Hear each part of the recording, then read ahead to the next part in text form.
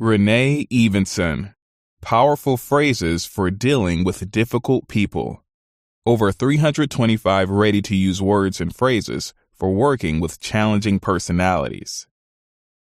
Brown-nosers, credit stealers, meeting monopolizers, gossips, bullies.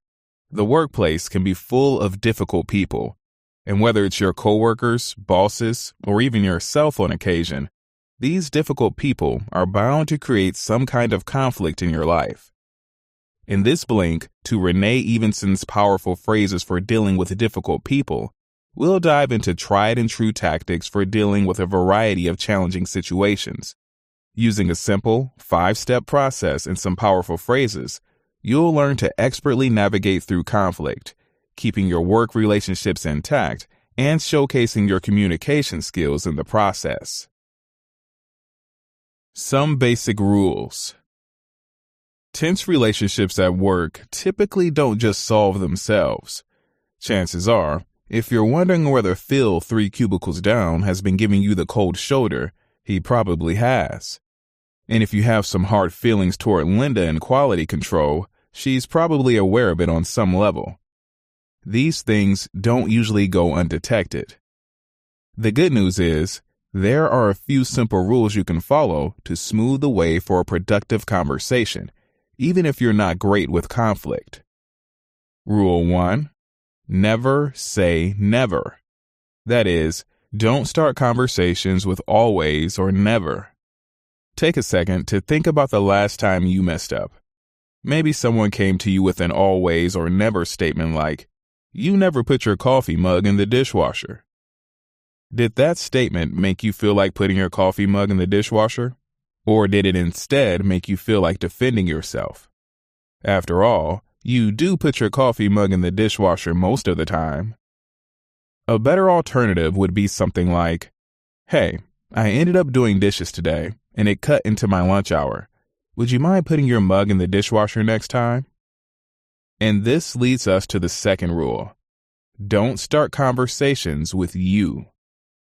In the coffee mug example, saying, "You never put your coffee mug in the dishwasher," sounds like an accusation, so it puts you on the defensive. On the other hand, offering an I statement gives you a chance to see how your actions affected someone else. In the next section, we'll explore some common phrases you can incorporate into your conflict conversations. The powerful phrases. The right words can make all the difference in resolving or fending off a conflict. You'll soon learn the 5 steps to working through conflict with an annoying boss, workplace bullies, and even yourself when you're the one in the wrong. But first, here are some phrases you'll need for each of those steps. Your I phrase has ideally opened up the conversation and made it possible for the offending coworker to hear your issue and respond calmly. So once they've had a chance to share their side of the story, you'll need a phrase of understanding. Something like, "I realize that you didn't do it on purpose," or "I understand that you didn't mean it to sound that way." A phrase of understanding shows Linda that you're willing to believe the reasons she gives, which probably isn't that she's trying to outshine you in the conference room. Phrases of apology are another useful tool. They don't have to mean that you're in the wrong. Instead, they're simply there to create an opening in a situation, to acknowledge that things haven't gone ideally up to this point and that you like to share the responsibility. These can include something like, "I'm sorry if I seem overly sensitive," or "I'm sorry if I misunderstood your intent." Next up are phrases of compromise. These statements help you transition into the problem-solving part of the conversation. They're designed to help you share ownership of the solution with your coworker, saying, "Can we talk about what happened?" Or, "Let's talk this over and find a suitable compromise," shows you have an open mind. Once you've come to a shared solution, you can wrap up with a phrase of resolution. "I'm happy we could resolve this," or "I'm thrilled we were able to come to an agreement." And finally, follow up with a phrase of reconciliation. Here's one example. "I value our working relationship. Going forward, I think we'll be able to work through any problem. You could also say, I understand you better now, and I hope you feel the same about me. Feel free to use these phrases as they are, or come up with your own variations that serve the same purpose and intent. The power of body language. Your conflict management toolbox is almost full, but there's one thing left to discuss before tying it all together in the 5-step process, and that's what you don't say. Nonverbal communication can completely change the meaning of your words. The wrong tone, facial expression, or posture can put a different slant on what you're trying to say. So it helps to keep a few key things, many of them common knowledge, in mind. For starters, don't fold your arms over your chest. Try to have a good, casual posture, with your arms at your sides or hands lightly clasped in front of you. Hold your head up, make eye contact, but bounce away once in a while so you don't come off as too intense. Don't fidget. Instead, use purposeful gestures. Make sure your facial expression is relaxed. If your resting face tends to be a little stern, then turn up the corners of your mouth like you're preparing to smile. In terms of your tone of voice, try to keep it calm and steady, and don't talk too fast. Other people's behaviors can teach you a lot about how you're being perceived. So during your conversation, pay attention to the person you're speaking with. Notice how they respond and tailor your behavior to the situation. If your coworker has slumped shoulders, they may not be feeling confident. Take that into account and do what you can to help them feel comfortable. If you notice your coworker is backing away from you, give them some space, literally. If you notice your coworker getting angry, take a breath and try to diffuse them with a phrase of understanding, or take a break and reconvene later. If any of this feels challenging, practice in front of a mirror. You don't want to be fake and insincere in the heat of the moment. Being able to deftly and authentically manage your emotions and behavior during a conflict is a learned skill, and practice definitely helps. The 5-step process. Resolving conflict is a 5-step process. We'll pair each step with an example to help you put it all together. The first step is to think. Tom felt his face go hot in the meeting as Mark took credit for his idea. In this moment, Tom has a problem, but he's in a meeting. It's not the time or place to speak up. After the meeting, he goes back to his office, fuming. He thinks about confronting Mark in front of the whole office and calling him out. Upon further consideration, he realizes that he has to keep working with Mark, and he doesn't want to have a tense relationship with him forever. The second step is to get a better understanding. Tom calms down. Later, he sees Mark getting coffee and approaches him. Hey, Mark, I have to say, it caught me off guard when you shared that idea in the meeting. I mean, it was my idea, and now I won't get the credit I deserve. What exactly happened in there? Tom started with an I phrase, explaining how he felt and how Mark's behavior affected him. Then he opened up the floor for Mark to explain. The third step is to define the problem.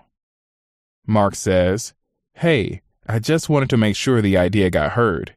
It doesn't matter whose it is. Tom is prepared for a little pushback or a denial. He's not going to take the bait and feel belittled for caring about credit. Actually, it does matter whose idea it is. Yes, we're all working together toward the same goal, but around here, people get recognized and rewarded for good ideas. Mark's smug expression fades. Yeah, I guess you're right.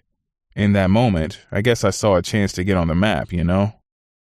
Tom further defined the problem using a patient and calm tone of voice.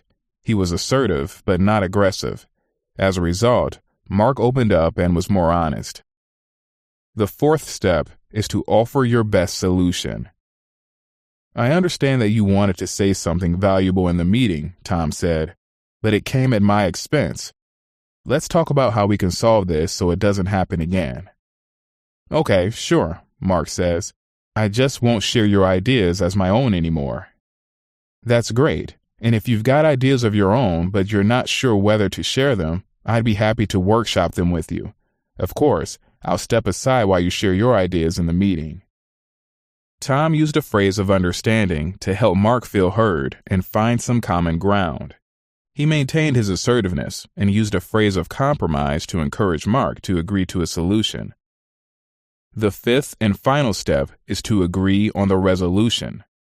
So, going forward, we both agree to give credit where credit is due, Tom says. I'm thrilled we could resolve this. I value our working relationship and want it to continue in a positive light. The two men shake hands and go their separate ways. Tom employed phrases of resolution and reconciliation to bring the conversation to a positive ending. Every conversation might not go as smoothly as it did in this imaginary scenario, but using the 5-step process will help you reach resolutions and maintain coworker relationships in real life. Exceptions to the rules. Every rule has an exception. Sometimes you can skip step 2, getting a better understanding, because some behaviors just don't require you to gain an understanding. In the case of brown-nosers, you may not even need to talk to them. If their brown-nosing is just an annoying habit, it will likely get teased out of them by other coworkers. However, if they're achieving unfair advantages due to their excessive flattery, your problem isn't with them, it's with your boss. If you decide to confront the brown-noser yourself, skip the understanding and get straight to the problem. For instance, if the offending coworker is being allowed to show up late and forcing you to make up their work, this behavior is unacceptable and should be addressed as such. Here again, you'll likely need to speak to your manager. In the case of bullies, you don't need step 2 either. Their behavior needs to stop. They probably have some psychological or sociological reasons for their behavior, but that's not your problem. At work, you have the right to defend your boundaries and be treated with respect. Skip to step 3, defining the problem, and proceed from there. Any behavior that is in and of itself wrong or unacceptable doesn't require step 2 to resolve. In the workplace, it's everyone's responsibility to manage their own behavior, and when they don't, you have the right to speak up. Dealing with a difficult boss. Believe it or not, the same 5-step process applies to dealing with a difficult boss. You'll just need to employ a little more tact and approach carefully. Before addressing your boss, first decide whether their behavior is frequent or offensive enough to warrant a confrontation. If you feel you can ignore their behavior, do that and focus on doing your job the best you can. But if you need to approach your boss, be sure to show respect for their time. Schedule a meeting. Use your I statement to open up the conversation. Be assertive, but lean into the phrases of understanding. Make your solution more of a suggestion than a hard line, unless the situation warrants a hard line. In some cases, it may be important to know when to leave. If your boss is a bully, you can try conflict resolution. But if the situation doesn't improve, there's nothing wrong with updating your resume. Everyone deserves to be treated with respect in the workplace. In the case of an unethical boss, take a look at your workplace culture. If it's a culture that tolerates unethical behavior, it may not be the place for you. When you're the problem. The trickiest situations occur when the offending coworker is you. The problem with being the problem is that other people may not know how to skillfully address their conflict with you. For instance, you may be approached by someone who didn't take the time to think, understand, or define the problem. They may simply walk up and say, "Hey, you just let the door slam in my face, you insensitive jerk. What's the matter with you?" In this situation, fight the urge to lash back. Instead, take a breath, and if you're still not calm enough, walk away until you are. If you are calm, though, you can initiate a different variation of the 5-step process. First, check your posture. Get control of your facial expressions and speak with a relaxed, controlled tone. Given the situation, you may want to begin with a phrase of apology to open the door to understanding. I let the door slam in your face? I had no idea. I'm so sorry. Your coworker counters. You saw me there. I saw you look over your shoulder at me. I'm not just going to allow people to treat me like that. We're still in step 2, understanding the problem. You might use a variation on a phrase of understanding by saying, I wouldn't allow people to treat me like that either. You have every right to expect more respectful behavior. Yeah, she might say, starting to calm down. In my last workplace, I was the only woman on the floor. The men there got a kick out of refusing to hold the doors for me. They said I should be treated equally. It was obnoxious. She just defined the problem for you. You might say, yeah, that really is obnoxious. Let's talk about this so it doesn't happen again. Do you mind hearing my side of the situation? She says, sure. Now you can move into offering a solution. Sometimes I get lost in my thoughts. I'm sure I glanced over my shoulder, but I truly don't remember seeing you. Again, I'm very sorry. I'll try to be more present when I'm moving from place to place. Thanks, she says, and I'll try not to assume you meant anything by it next time. Well, hopefully there won't be a next time, you reply. I'm glad you confronted me. I wouldn't want things to be weird in the office. See what you did there? You just diffuse your coworker's anger by keeping yourself calm and looking for an opportunity to take responsibility for the wrong, or perceived wrong, you incurred. You've just listened to our blink to Powerful Phrases for Dealing with Difficult People by Renée Evenson. The key message here is that you have more power than you think when it comes to dealing with difficult people at work. To keep your relationships healthy and tension-free, use I phrases when starting conversations. Check your body language and voice tone. Integrate powerful phrases and follow the 5-step conflict management process. Whether it's caused by coworkers, bosses, or even yourself, conflict doesn't have to result in damage. All right, that's all for now. Thanks so much for listening, and if you can, please leave us a rating. We always appreciate your feedback. See you in the next blink.